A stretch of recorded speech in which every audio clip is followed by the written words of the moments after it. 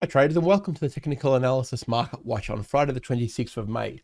So I've seen some really good movements this week. We've seen some very nice moves on a lot of the key players. Some levels have been broken and some are fast approaching a very critical zone. So we'll jump straight into the charts and see if we can identify any trades for today or early into next week.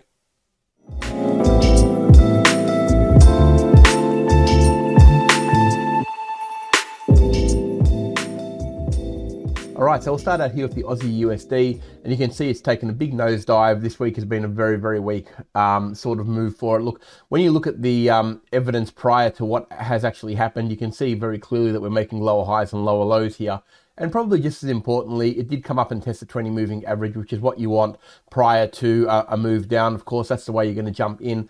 This is a mini roll reversal zone in itself here. You can see here that all these lows right through there are producing a level of support, which now became resistance. And the 20 moving average there just bolstered really what was probably always going to happen. It smashed through this very important zone at around the 66 and straight down to 66.50. So when they're moving in very synchronized manners like they are here, a few of the currencies are doing it. The 50s and the 100s are very strong levels to aim for. And yeah, no doubt, it's obviously support here. And you've got to go out a bit to find this support. It hasn't been here in a little while.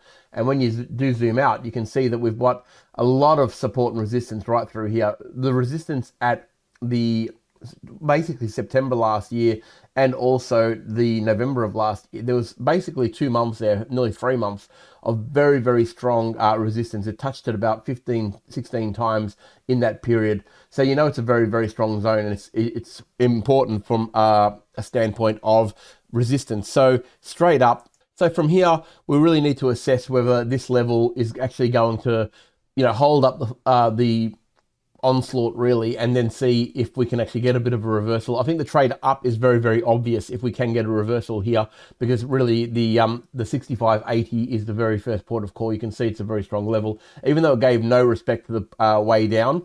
I can almost be very comfortable that it's going to give you resistance on the way up, and the reason is because it's got so many touches, especially when roll reversal is generally stronger than normal 1-touch or 2-touch zone. So that's why when it does actually reverse from the other side, it actually does mean a lot more. So if we do get around the bottom at this point, so we see an hour change of trend and we see a series of higher highs and higher lows or something like that on a smaller time frame, even on a 15-minute, this is only a scalp, then you could look for a short-term target up to the 65.80, or even bigger than that, up to the 20 moving average, which is around that sort of 66.40 area. They're all possible scenarios for a move up.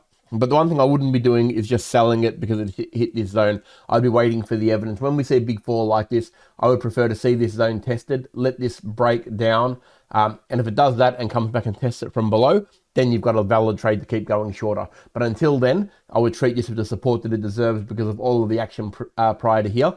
And just don't be sucked in by a candle that closes down here to just jump in, because it could be just a trap candle. What you want to see is movement under here, then a retest of this top. And if that happens, then you've got a bit more validation that the weakness is going to continue. So a good trading on the Aussie, especially if you picked it up around this here and took the short on that resistance, because it certainly paved the way for a pretty good move. Over to the US dollar CAD now, and we'll have a look at. This has been a pretty easy one too. Obviously, it made the high low sequence. The lightning bolt happened here. For those of you who follow this channel a lot, if you get the high lightning bolt, your cue to go is the next candle, which is around here, the 135.89. Once that candle broke past this previous high, it was off. The target is going to be around that 136.60 to 80 area where this line is. It was obvious resistance there. So this candle's already done pretty well. I mean, you're already well and truly in this trade. Of course, if you are, you've almost reached a point where you can nearly take some of the profit. If it's done probably 80% of the move now. There's a little bit more if you want to hang out, and it could certainly get there, but it really comes down to how you entered, which entry point did you use. If you entered off the daily candle, then you're well and truly set, and you should be well and truly in front. At the very least, I'd be breaking even.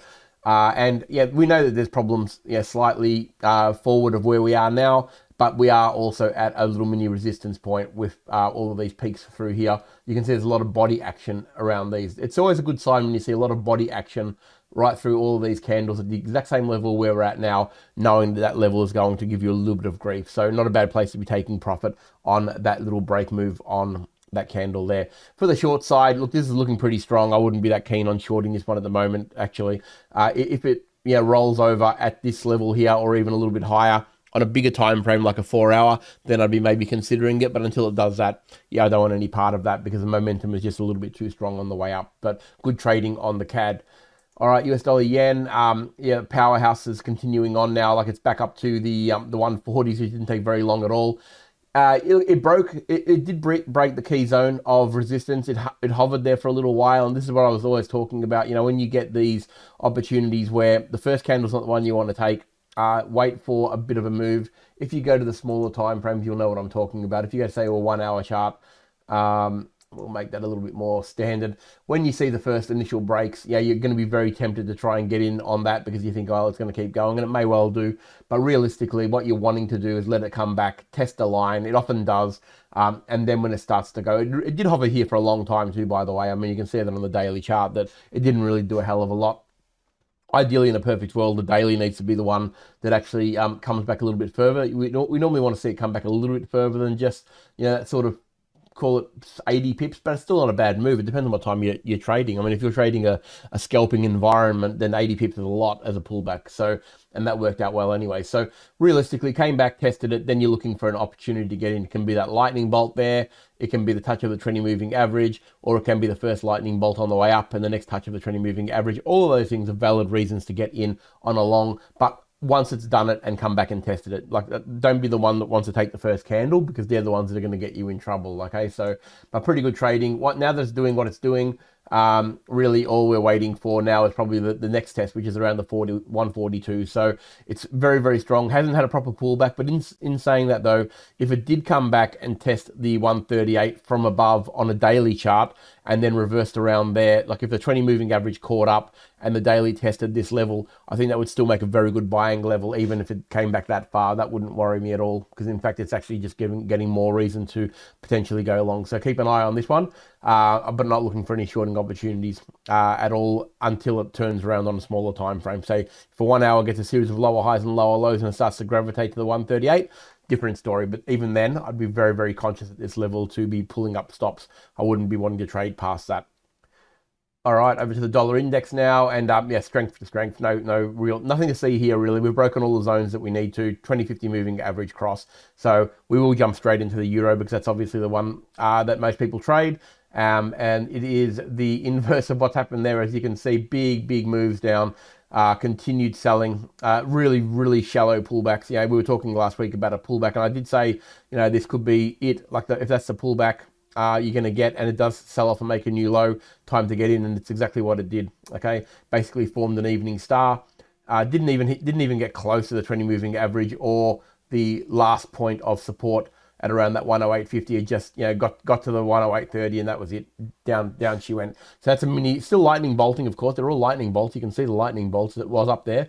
The minute you got that pattern though, you were in, right? You got the evening star. Once that pattern made a new low, you were off. And look, where you take profit now is an interesting one. You've got the 200 moving average, obviously, on the daily that you can look at. There is this level here at basically 107.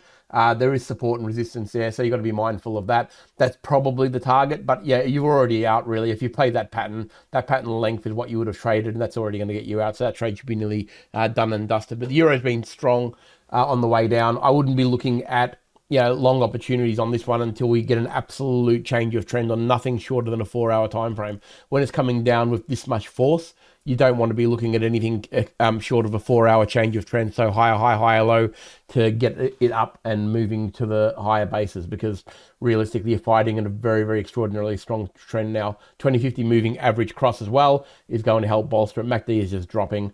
Nothing exciting about this one just yet. All right. The last one we're going to have a look at S&P 500, of course. It's been a confused week. Look, it tried to go higher. It came down and got smashed.